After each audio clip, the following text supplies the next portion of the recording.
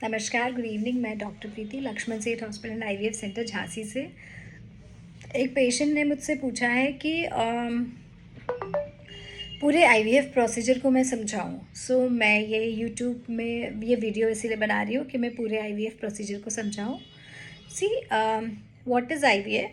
IVF का full form होता है इन विट्रो फर्टिलाइजेशन। मतलब एक होता है इन वीवो, एक होता है in vitro. In vivo means body के अंदर, इन विट्रो मीन्स बॉडी के बाहर। IVF is in vitro fertilization, that is आप हम जो भी प्रतिक्रिया कर रहे हैं ये बॉडी के बाहर कर रहे हैं। ओके। इसमें हम क्या करते हैं, इसमें कुछ स्टेजेस होती हैं। जैसे कि हमने सबसे पहले इवैल्यूएट कर लिया पेशेंट को कि उसको आईवीएफ की ज़रूरत है या नहीं है। तो अगर कि पेशेंट यंग है लेकिन उसके ट्यूब्स बंद हैं और हम लैप्रोस्कोपी और हिस्ट्रोस्कोपी भी कर चुके हैं, उसके बाद भी ट्यूब्स बंद ही हैं, पेटेंट नहीं हुए हैं, then better we should go for IVF, because otherwise eggs भी कम होते रहेंगे। और क्योंकि हर महीने टूट रहे हैं और अगर ट्यूब्स बंद है तो दोनों के एग्स नहीं मिल सकते, प्रेगनेंसी नहीं आ सकती। सेकेंडली, अगर एएमएच कम हो रहा है, मान लो उसका बॉर्डर लाइन रिड्यूस हो रहा है AMH is anti malarial hormone, ये बताता है कि आपके अंदर अंडे बचे कितने हैं। अगर आपके अंडे कम हो रहे हैं तो डेफिनेटली आपको आईवीएफ करा लेना चाहिए, बिकॉज अदरवाइज़ क्या होगा, या एट लीस्ट आईयूआई कराइए अगर बहुत ज़्यादा कम नहीं है तो। और अगर आईयूआई भी फेल होते हैं 3 to 4 times, then you go for IVF. अगर हस्बैंड का फैक्टर है लाइक कम है सीमेन, तो आप आईवीएफ करा सकते हैं, बिकॉज अगर आईयूआई से प्रिपेयर हो जाता है तो अच्छी बात है। अदरवाइज आईवीएफ में इक्सी करते हैं हम लोग। इक्सी में क्या होता है कि हम लोग एक ओवम के अंदर एक स्पर्म डालते हैं, तो थोड़े भी स्पर्म्स हैं तो चलेगा, कोई इशू नहीं होता, आराम से प्रेगनेंसी आ सकती है, फर्टिलाइजेशन हो सकता है, एम्ब्रियो बन सकता है।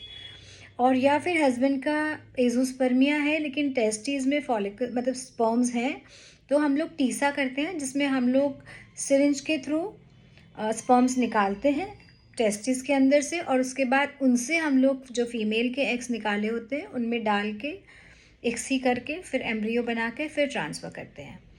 तो अब आईवीएफ में हम क्या करते हैं? आईवीएफ में हम सबसे पहले पेशेंट्स को जो है वो अपने उस पे लेते हैं, लाइक हम लोग जो हार्मोन्स होते हैं वो एक्सटर्नली देते हैं।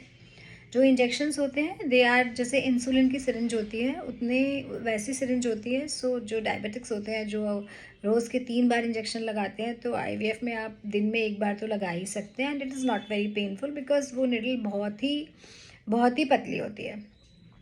हम इंजेक्शंस पे रखते हैं बिकॉज हम हार्मोन्स बाहर से देते हैं।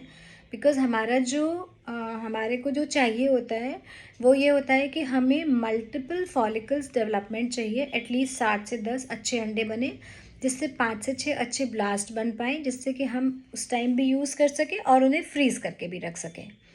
तो हमने ओव्यूलेशन इंडक्शन किया, मतलब हमने इंजेक्शंस दिए बाहर से, फिर हम उसको अल्ट्रासाउंड से देखते रहे कैसी ग्रोथ हो रही है, कैसी ग्रोथ नहीं हो रही है। जब एक प्रॉपर मेच्योरिटी अटेन कर ली फॉलिकल्स ने, तब हम लोग एक ट्रिगर का इंजेक्शन लगा के, जिसका टाइमिंग बहुत इंपॉर्टेंट होता है, वो हम लगा के फिर हम लोग एनेस्थीसिया में, मतलब 10 मिनट के लिए पेशेंट को बेहोश करके, जिससे उसे कोई प्रॉब्लम ना हो, अल्ट्रासाउंड के थ्रू ही एग्स बाहर निकाल लेते हैं, जो कि हम एम्ब्रियोलॉजिस्ट को दे देते हैं लैब में। वहाँ पे फिर वो आईवीएफ या इक्सी, दोनों के अलग अलग स्कूल ऑफ थॉट्स हैं। कुछ लोग आईवीएफ, कुछ लोग इक्सी, कुछ लोग 100% इक्सी, इट डिपेंड्स। तो जैसा भी हस्बैंड के सीमेन पैरामीटर्स है उसके अकॉर्डिंग हमें इक्सी करनी है, आईवीएफ करना है, हम वो करते हैं। फिर हम एम्ब्रियो को कल्चर होने देते हैं, उनको इंक्यूबेटर्स में रख देते हैं आर्टिफिशियली। जब 3 दिन का या 5 दिन का भ्रूण बन जाता है, डे 3, डे 4, डे 5 पूरे ट्रांसफर्स होते हैं। आजकल कहते हैं ब्लास्ट से ज़्यादा सक्सेस रेट है, वो सब रिसर्च चल रही है। अगर हमें ब्लास्ट ट्रांसफ़र करना है तो जब ब्लास्ट बन जाता है तो हम पेशेंट को लिटा के अल्ट्रासाउंड गाइडेड, इसमें कोई बेहोशी देने की ज़रूरत नहीं होती है क्योंकि it's just like an IUI, और बस रिलैक्स करो, मन में स्ट्रेस नहीं लो, विद पॉजिटिव चीज़ें करोगे तो 100% प्रेगनेंसी आने के चांसेस होंगे। बाकी तो भगवान की मर्ज़ी है, but still when we work hard, हम अपनी तरफ से सब 120% देते हैं तो डेफिनेटली रिजल्ट्स भी मिलते हैं। हम लोग अल्ट्रासाउंड गाइडेड फिर उसको वापस रख देंगे, और फिर उसके बाद हम लोग 12 से 15 दिन के बीच में उनका बीटा एचसीजी कराएंगे। बीटा एचसीजी वो हार्मोन होता है जो प्रेगनेंसी में बढ़ता है, तो हमें पता पड़ जाएगा प्रेगनेंसी है या नहीं।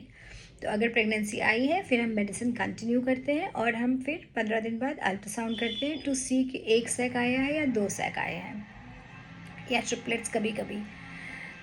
So this is IVF procedure.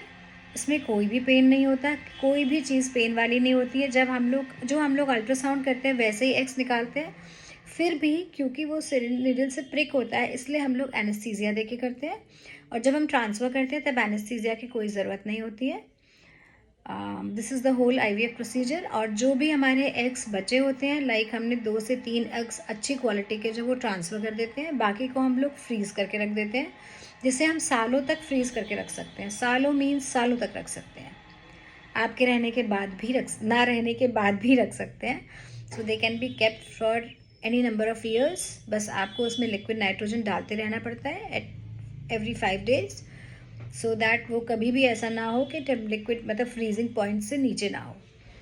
और बस इनको हम कभी भी यूज़ कर सकते हैं। अगर बाई चांस प्रेगनेंसी नहीं आती है तो हम फिर से डाल सकते हैं, अगर प्रेगनेंसी आ जाती है तो हम उन्हें फ्रोज़न रख के सेकेंड प्रेगनेंसी के लिए भी यूज़ कर सकते हैं। बाकी जो एक्स्ट्रा बचते हैं उनको हम रिसर्च पर्पज़ के लिए यूज़ करते हैं, और पेनफुल बिल्कुल नहीं होता। And no bed rest is required. Please मत लेटे रहिए पूरे टाइम पलंग पे, सिर्फ पॉजिटिव एटीट्यूड रखिए, स्ट्रेस मत रखिए, and pray to God that everything goes well. अपने आप पर विश्वास रखिए, अपने डॉक्टर पे विश्वास रखिए, और बस भगवान पे विश्वास रखिए। मैं हमेशा कहती हूँ आपको अपने कर्म करने पड़ेंगे, हमको अपने कर्म करने पड़ेंगे, बाकी तो फल देने वाला भगवान है। Thank you so much. नमस्ते।